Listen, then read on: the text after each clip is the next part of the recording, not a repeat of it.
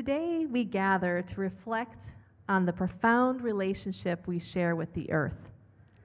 I would like to consider this from a perspective of love and care. How do we foster the love within ourselves and the people on the earth to be stewards of our big blue boat home? I think it goes back to the beginning. Not the Big Bang beginning, but to the beginning, our childhoods.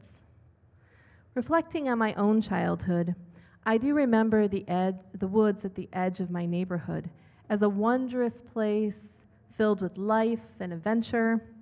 I knew every part of that forest, the boulders that the farmer long ago piled up the edge of the woods, the vines to swing on, where the trillium grew.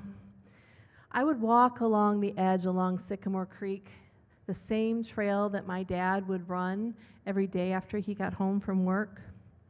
I caught crayfish in that creek with the neighborhood kids, the very same creek that would freeze over in the winter and I would ice skate on it. Yeah, I grew up in Michigan. Creeks freeze over in Michigan. I was a part of that generation that went out to play for the summer days and came back to eat lunch and then was in for dinner. Unlike Reverend John, I didn't stay out until the street lights came on because in Michigan that was 10 o'clock at night. We're on the far end of the Eastern time zone. Yeah, but today I fear that more children can tell you about the Amazon rainforest than they can tell you about their own woods that they play in. Go out and play is a very difficult concept for too many children to achieve today. Think about the range that a child in the 60s may have to roam. You know, it could have been the entire town to go off on their bikes on. In the 80s, when I was growing up, you know, it was the neighborhood and the woods at the edge of the neighborhood. And for children today, if they're lucky, it's their backyard. Our attitudes about unstructured play in our natural world have changed as well, creating barriers for imaginative free play outside.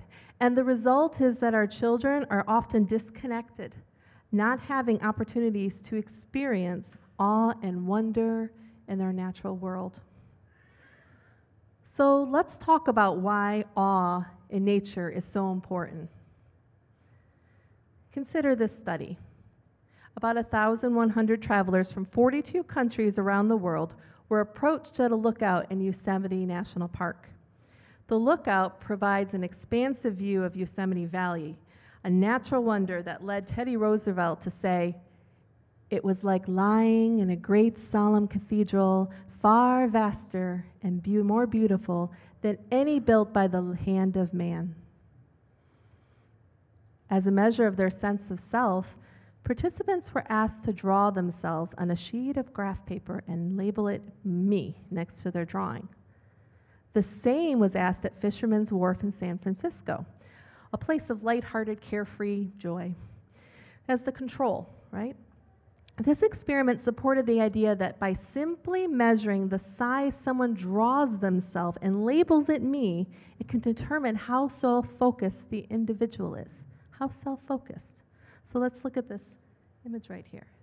You can see on the left is the Fisherman's Wharf, and on the right is that Yosemite view. And look at the graph paper below, how big participants were drawing "me," drawing themselves.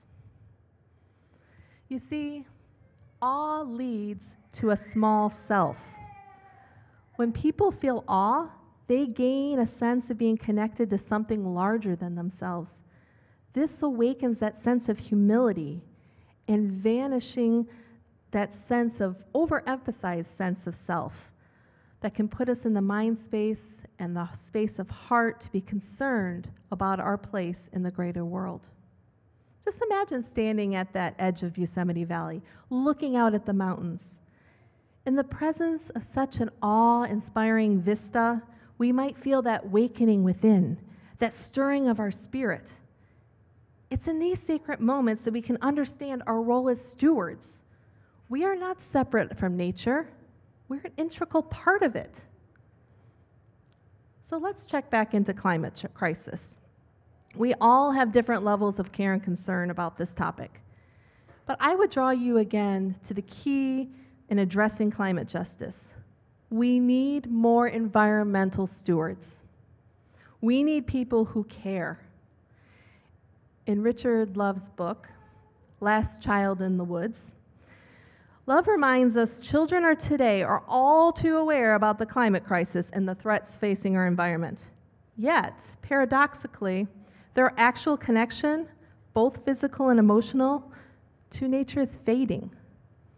Our cultural attitudes have often unconsciously associate nature with doom and gloom, grim predictions, and they push away the side of joy and awe that nature can inspire. Love advocates the healing the broken bond between our young and nature. He says this, the health of the earth is at stake.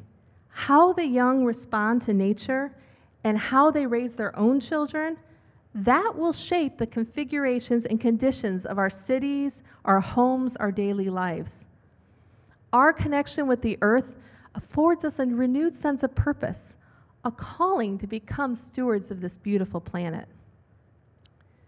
Because when you love something, when you feel connected to it, you want to protect it. That love of Sycamore Creek Woods I had as a child transfers from the micro to the macro. Loving a small piece of earth transfers into loving the whole earth. Richard Love writes, passion is lifted from the earth itself by muddy hands of the young.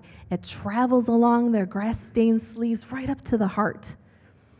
And if we are going to save environmentalism and the environment, we must also save an endangered indicator species, the child in nature. I'm going to tell it to you plainly. If we want to address the climate crisis, we need people to care about the earth. We need a new generation growing up caring about the earth.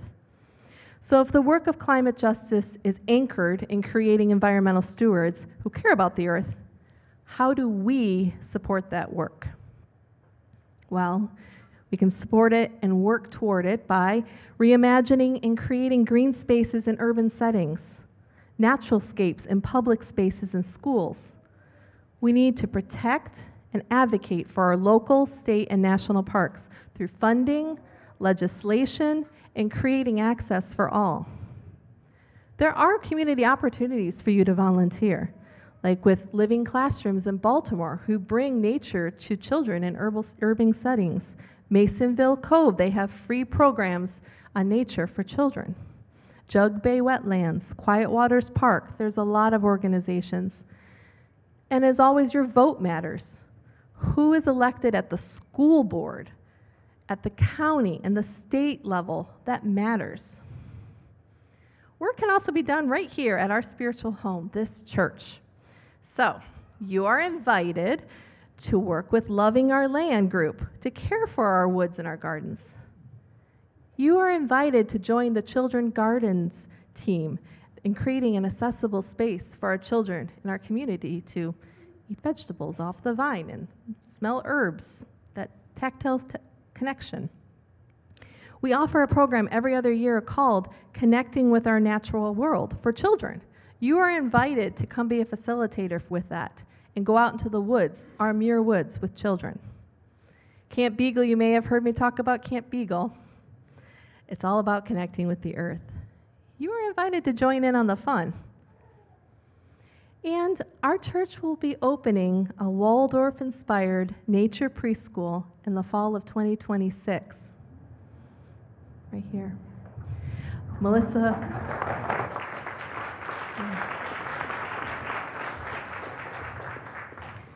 Johnson, one of our congregants, is taking the Waldorf teacher training right now. And she and I will be taking the nature preschool certification training next summer together. You are invited to support this work. There's a lot to be done to open a preschool.